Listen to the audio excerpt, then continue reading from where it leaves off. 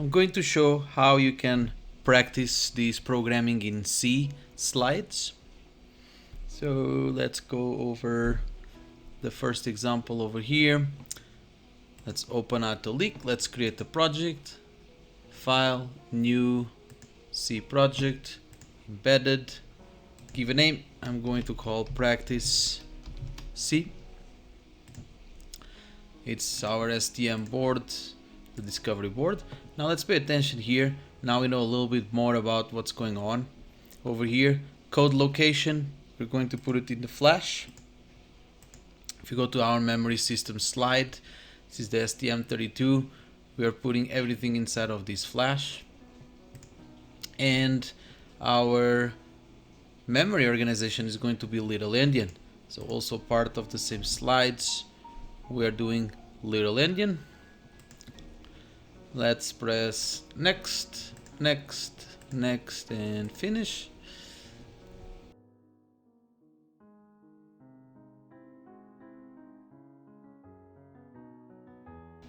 Alright, project is running. I connect my board to the computer. I'm going to clean a little bit the screen, so I don't need these comments. I'm going to make sure that we can see everything that it's important to see. I'm going to leave that for now. Don't forget, you keep those instructions. I'm just going to minimize them. I'm going to compile, make sure that it connects to the board so I have everything running properly. Also make sure that you only have one project open, close all the other projects. It seems that everything is fine. I press play and I have all the LEDs turned on on the board. Alright. And now I don't need these anymore. Alright. So let's see how can we continue or proceed. So the first example is just showing the difference between local and global variables. Let's do it really quick. So I'll go here, declare my variable equals to 1, and then two local variables. One is going to be my B equals to 2, and my C does not have any declaration, and then C is going to be equal to A plus B. And I'm going also to remove this part, and I have no instruction running here. Let's compile. Compilation done. It's ready to start. I have here the code ready to run on the first line of code. All global variables initialization are all declared here. So I have variable B and C. And if I want to have access to my variable A, because A is a global variable, is not local, I need to add that variable. I add an expression A, and here you go. I have access to that variable. Right now I don't know the memory. I don't know where that variable is stored in memory, so I cannot go and use the memory to see the contents, but we'll use the pointers in a minute to get there. So how do I proceed to test my code? I have the step mode here. I'm going to do step over, and I observe what happens. So B gets the value 2, C does not have any value, and now I'm going to do A, which is 1 plus 2 gives me 3, and here you go, C gets the value 3. Perfect. And then the while loop going to come out, and we just validate or tested this one. So we do the same thing for the rest of the things that are here. One more important information, the types of your variables. Let me go and cover pointers really quick. So let's go over this definition here of pointers, and let's do this example. So I have my variable A, there's the value 1, and I'm going to create a pointer, and I'm going to call it PTR for now, just for simplicity. And then let's say that I want to see what is the memory element of this, where is this A store, what is the memory position of that. Well, I can go here and I can say that PTR is going to point to A. Let's compile this and see what happens.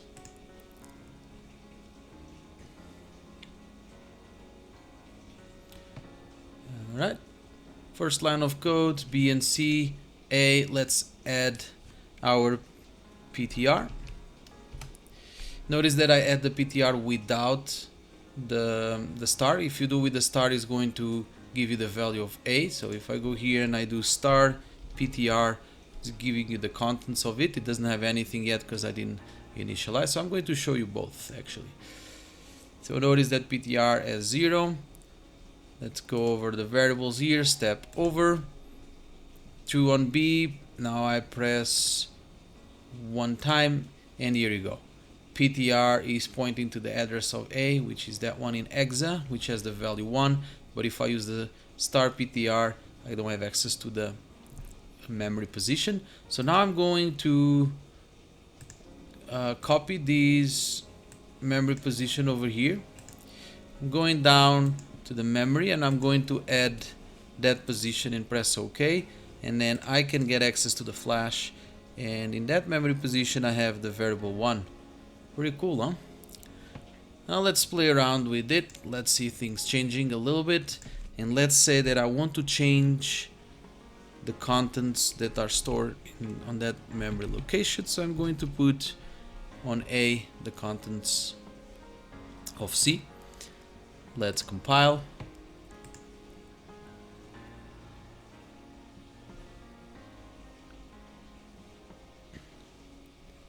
All right.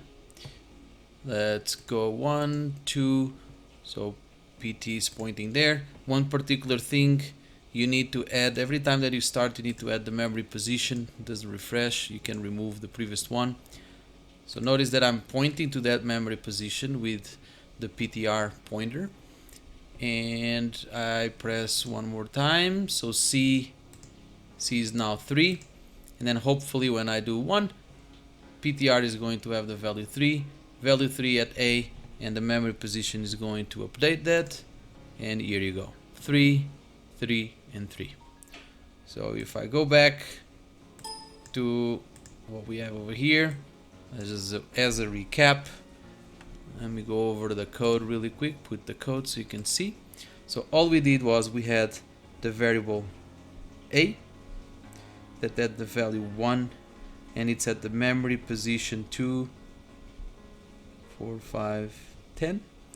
Then I have PTR, and PTR is pointing to that variable A.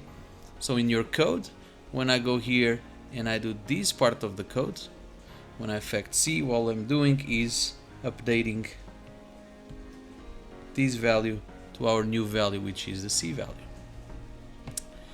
All right. Let's do one more. Let's go over the array so we can see how it works. So we have an array of integers. Let's go to our code. And let's stop. Let's declare our array. So we have an array of 5 numbers. 1, 2, 3, 4, and 5. We have the pointer. Let's clear these. Let's see what it's doing. So first I point.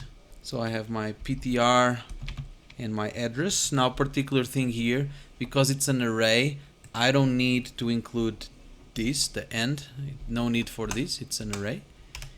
And then I'm adding 3. So let's do first this line of code. So I'm going to that first position, PTR, and I'm going to give the value 10.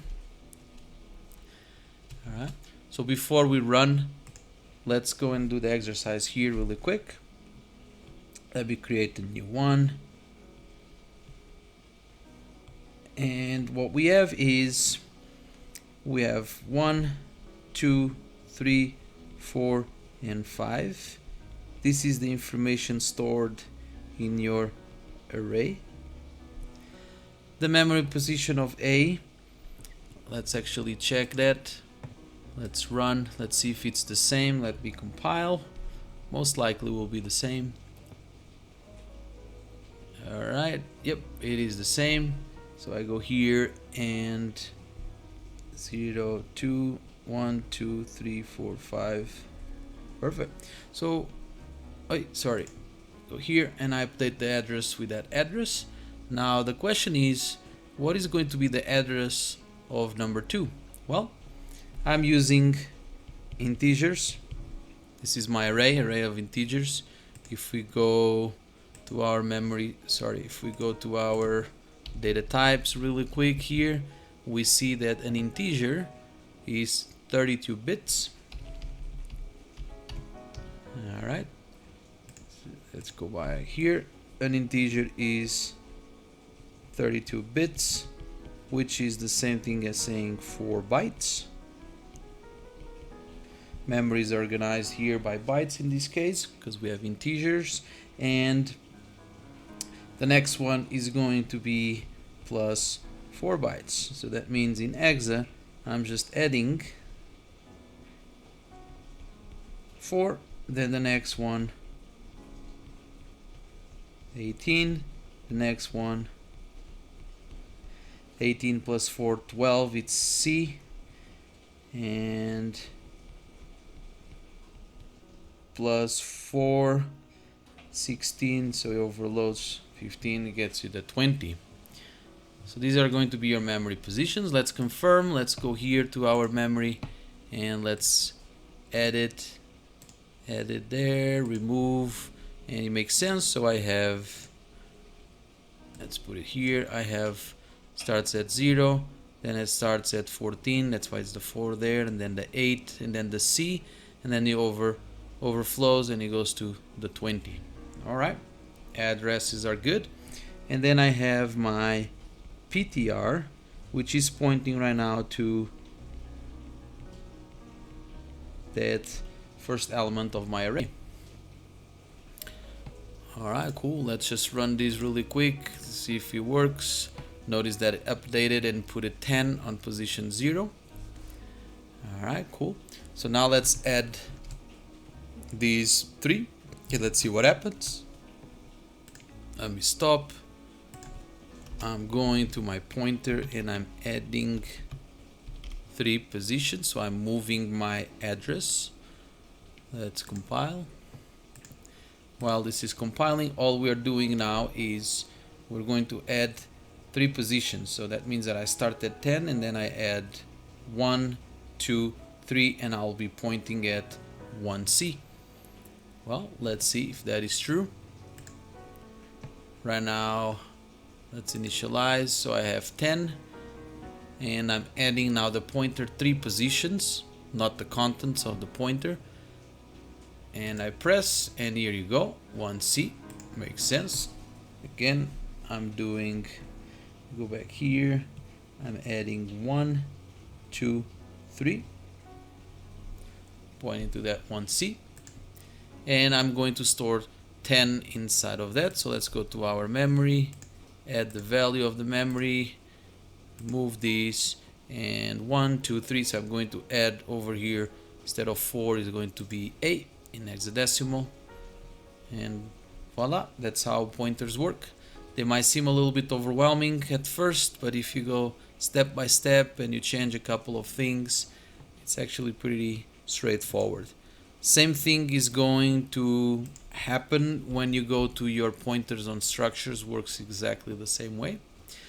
Pointers are important because C is an old language and it has some limitations, and pointers are introduced to overcome those limitations. Alright, do the rest of the examples here, copy and check the memory, check the variables. The only one that you don't need to worry for now is your volatile. So do the constant, the constant 2, and leave the volatile alone for now. We'll do more exercises with this.